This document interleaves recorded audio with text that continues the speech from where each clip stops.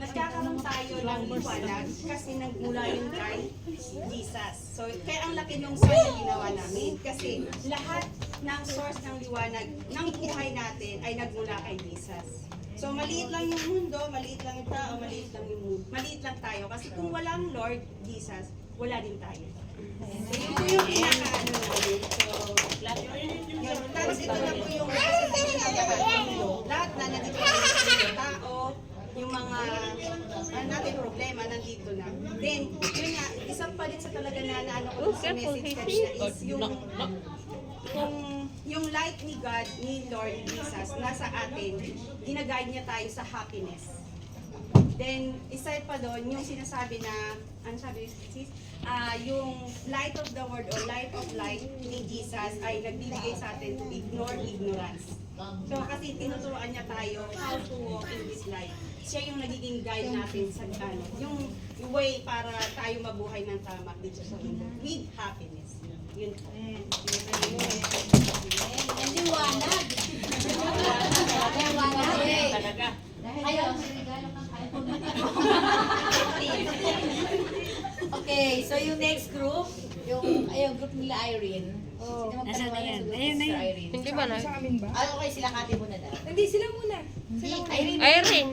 Sinong Irene? Sino man? Irene. Ayan na sila. Sila Ay, muna. kayo muna sila daw. Irene. Ikaw na.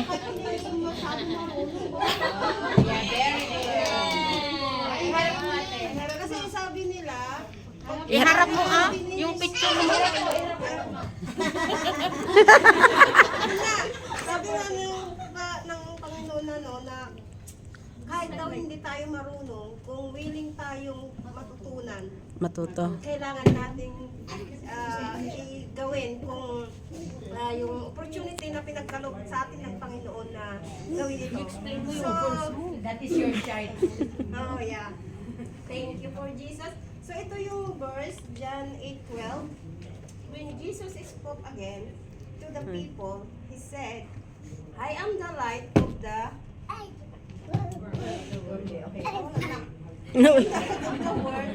Whoever follows me will never walk in the darkness but will have the light of the light. Ito yung ginawa namin na hindi namin halos maintindihan.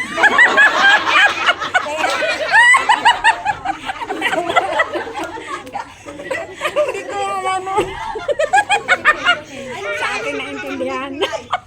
Ano? Kasi, bakit daw nagwala yung Space yan. father at mother? Kasi, di ba sabi nila, dumadaan tayo sa dark.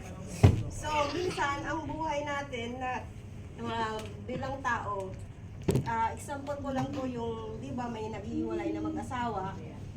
Pero, dahil po sa may Panginoon tayo, kahit na magkahiwalay yung mag-asawa, kailangan din po, mayroon dito yung mga anak na wag natin ituro sa kanila na kahit maghiwalay yung mag-asawa, ay wala na silang light sa buhay. So,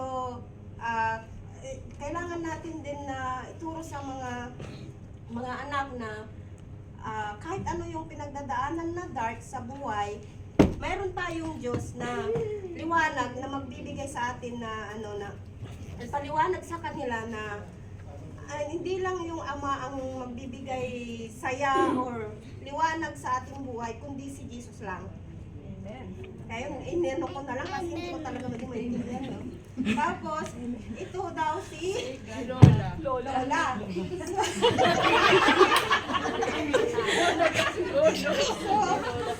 Lola daw. Si Lola daw. Kahit na daw na.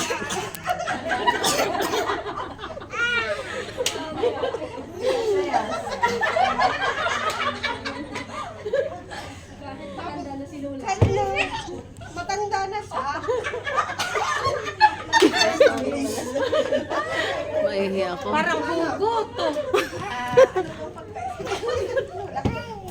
Yung lola kasi, di ba yung siya yung yung parang Di ba po yung lola, siya yung nagbigay sa anak niya na naging ina tayo, tapos tayo naman yung nagbigay sa mga anak. Tsaka si lolo natin kasama siya.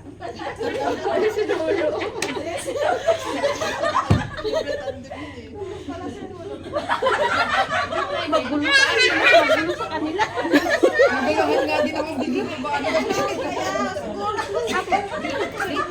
Di ba parang ito na, iba kasi pag may light na may logo, Kahit siguro may pag-ayos may ng light niya, naging malabo.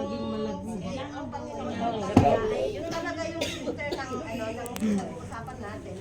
So nilagyan din namin ng dahil nga parang pinapaliwanag mo sa akin na It's Lula. kung maniwala tayo kay sa Diyos na yung sa ginawa niya sa buhay niya na yung sinakripisyo niya yung yung buhay niya para sa atin. Pag naniwala po tayo sa Kanya, kahit anong pagsubok na darating, magkakaroon tayo ng light sa buhay. Yun lang po. Salamat wala na po. Sige na, Kat. Hindi ko din alam kung bakit basta sabi ako daw So dito, actually itong verse na to, it is a metaphor na explanation ni Jesus Christ about the verse. So here, it says, I am signifies Jesus Christ via my cross and the light. So nakikita niyo may candle, right? May candle and the sun. Kasi yun, that signifies how Christ is so light about it ng world. So sabi niya dito, I am the light of the world. So kung sino man yung magpa-follow, ayun, may nakadrawing. Nanay, tatay din. Don't ever walk into the darkness. Sino yung nasa Abu Dhabi last week? Yeah. So it is kung matatandaan ninyo, if you have Christ, you have the light. So hindi ka mawawala sa darkness. Right? So yun yung clarity, doon mo kasi makikita yung guidance, clarity about the word of Christ, about Christ na naririto.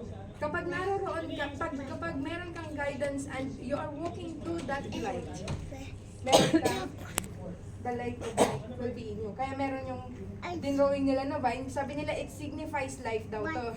It signifies life that meron ding mga lights dito para parang kayo yung parang tayo yung light then towards the world na ginagamit ng Lord. And then, yeah, I think that's all. Salamat po.